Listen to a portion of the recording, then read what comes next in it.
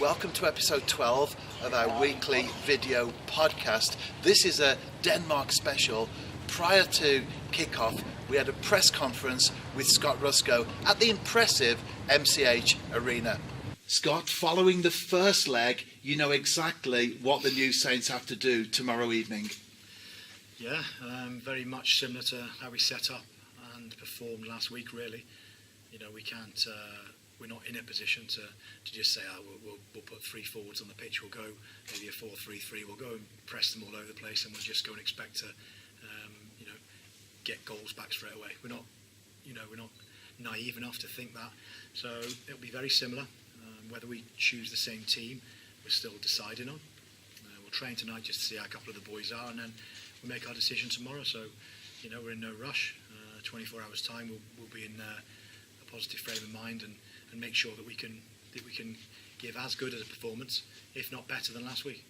Following the Welsh Premier League game on Sunday, two of the players that came in both scored goals, 2 goals each, of course. Does that affect your thoughts for tomorrow's starting lineup?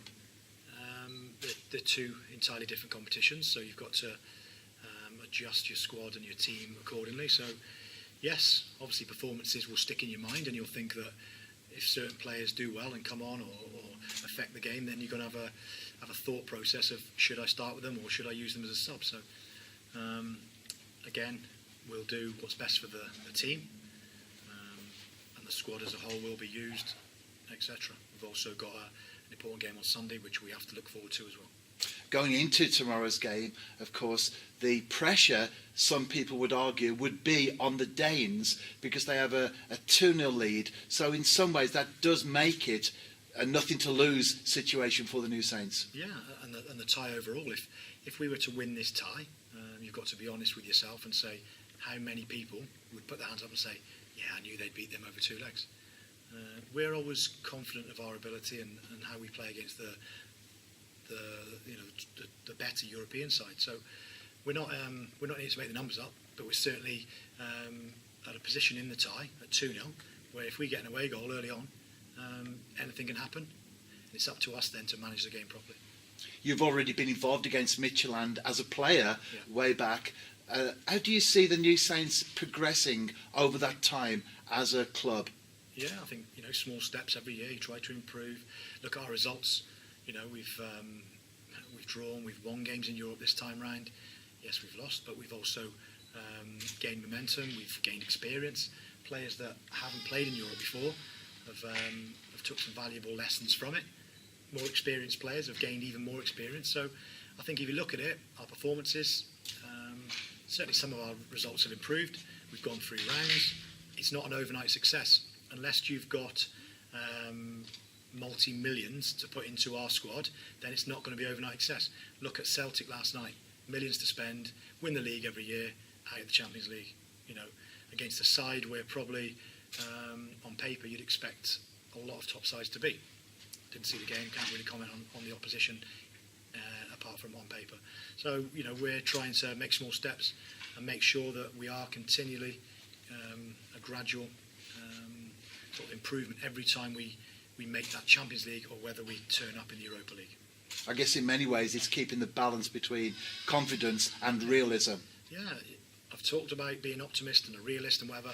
I don't set unrealistic targets because you fall flat on your face, like I don't set unrealistic targets in the league, in the cups we play in, and I'm very respectful of this opposition as I've seen them firsthand. I've played in it firsthand, and many years ago playing against these here, it was a tough game, a very tough game. So we're under no illusions it's going to be even tougher. Yes, we did well in our overall play in Cardiff, but you come into their home pitch that they very, very rarely lose. They're a very strong team, and they've had a decent start in their Danish top division. Well, Scott, thank you for your time this evening, and we'll let you get on with the training session. Thanks very much.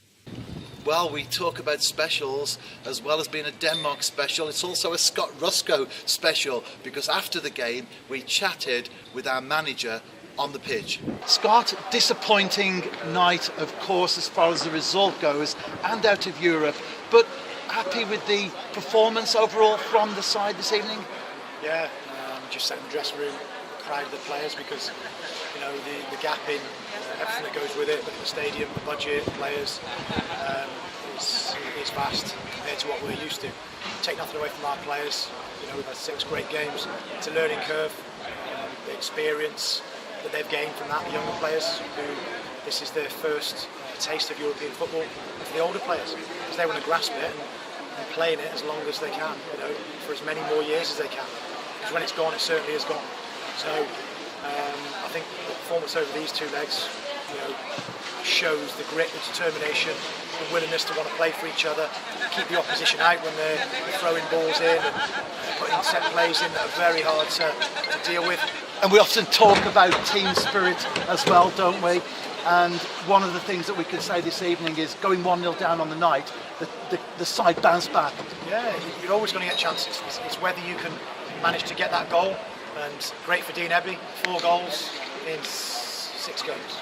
So fantastic for him on a personal level, but also it shows that we can score in these places. We can get chances, and they are few and far between. And when you get them, you really need to take them and turn the opposition around.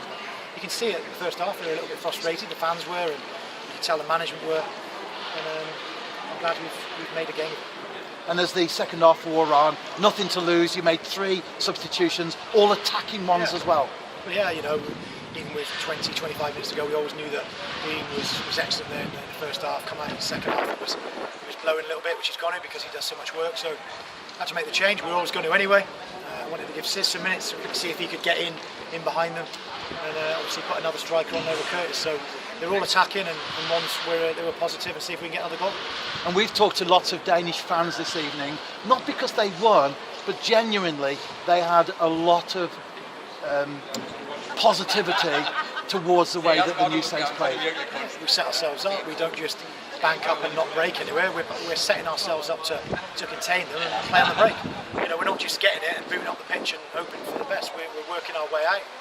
We had a strategy of who to play to when we do counter-attack on them, and it showed tonight that we can get in areas and test the goalkeeper.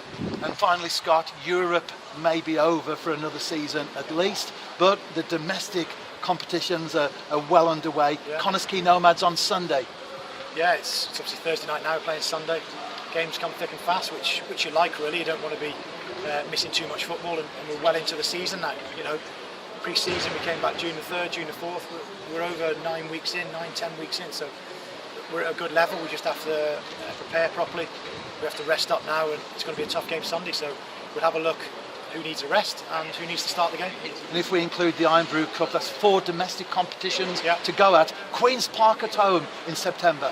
Yeah, I saw the draw there today, so it's a competition I enjoy and I like playing in, so it's one where we do our homework and make sure we know that all the details are no stone unturned for Queen's Park. Well, Scott, as always, thank you for your time this evening. Very much appreciated. Thanks, Rev. Thanks. Not the result that we wanted out here in Denmark, but nevertheless, we had a good conversation with Joash Nembhard on the day of departure. I think it's true to say that it's been an incredible journey for yourself over the last couple of months or so. Yeah, it's been incredible going from where I've come from in non-league all the way into Europa League qualifiers. It's been a massive experience for me. Different countries, different cultures, as well as different style of football. It's been great. It's been really, really good. Leatherhead, Billericay, Harlow, and now you find yourself Macedonia, Portugal, here in Denmark. That's quite a contrast. Yeah, it's crazy. It's just like I said, such a massive gulf in just standard, just the way of life, and turning from semi-pro to pro, the things that you experience, the day-to-day go-by. It's like it's amazing. Like I said, the different cultures that you experience, it's not just always about the football. Yes, that's the priority, but just to go and experience different things. Like I've been to 4 or 5 new countries since I've been here, and I've only been here for 9 weeks. It's just been absolutely brilliant. Like honestly, I couldn't have wished for anything more. And part of the experience is as you relate to them there, surely the pinnacle so far must be making your European debut at Cardiff City last week. Yeah, honestly I can't. When the gaffers pulled me over to say that I'm coming on, you get that sort of buzz in your stomach as if to say, is it actually me? You start looking around and it's calling you, go and get your shirt. And it's a feeling like no other, just to turn around and see however many fans there were in a stadium like that. And like I say, coming from where I've come from, it's just very humbling. And even though it wasn't a long time on the pitch, I'll cherish that moment for the rest of my life. It was just crazy. Well, you've answered my next question, because I was going to ask you how you felt when Scott called you, but I know it means something to you because I've seen your social media presence and there's a photograph of you with Scott telling you what to do when you come on the pitch. Yeah, literally. Like I say, when I was warming up down the touchline, and Scott's waved his hand and said, "Josh, you're coming on." Like I say, I looked around as if to say, is he pointing at me? And yeah, he was. And you just go down there and you try and get yourself in that mindset, because there's still a job to do at hand. Like, yes, we were 2-0 down, but there was still the second leg, so I still had to come on and play my part. Thankfully completed all my passes when I came on, so I think I did myself justice when I did come on. So yeah, it was a wicked experience. I guess that's what you have to do. It's a team game, but also as an individual, it's about you doing the best that you can, trying to impress the manager to give him, I guess, a selection headache for next week's game. Yeah, definitely. So, like I say, in the position that I'm in, you've got 2 class centre-halves in Blaine and Ben ahead of me. That I think, as a collective, I think we've got a good squad, a good bit of depth that's easy in rotation. So, like I say, when you come on, you just try and do as much as you can to try and turn the gaffer's head, so that when he does come to selection, it's not an easy pick for the team. Like, he's looking around, and when you do get that chance, hopefully you do take it. So, And a couple of days later or so, you made your Welsh Premier League debut. Yeah, funnily enough, came on for one of my friends, Ben, and he picked up a little knock on his knee and came on about 20 minutes gone. Played the remaining 70 minutes. Thought I'd done alright. I still think I've got a little bit more to give, but it was nice just to get out in front of the fans and just show them what I am capable of doing. But like I say, I do feel like I have got more left in the tank. It's just getting to that comfortable state where you know when you're playing, when you're getting yourself into a regular routine of minutes, and then you can sort of find your feet and find your form. But I'm sure that will come with the games that we've got coming up for the rest of the season. So. And Joash, you said, my friend Ben. I guess that's football. You're friends as part of the squad, but you're also competing with each other for a place in the starting lineup. And I guess that's where you need to get that right balance as a footballer, but also as a person as well. Definitely. I think if anything, or if anybody knows me, I know that one of my key traits is that I'm a competitor. I will fight against anyone, because if it's something that I want, I'll work my hardest to get there. Like I say, yes, me and Ben are friends off the pitch, and we are friends on the pitch because we play for the same team, but we both know that if one is working harder than the other and they deserve their place, then it's rightfully theirs. But like I say, I will work as hard as I can to earn my shirt, because at the end of the day, I want to be part of that starting 11. I want to be part of that team that's playing in Europe.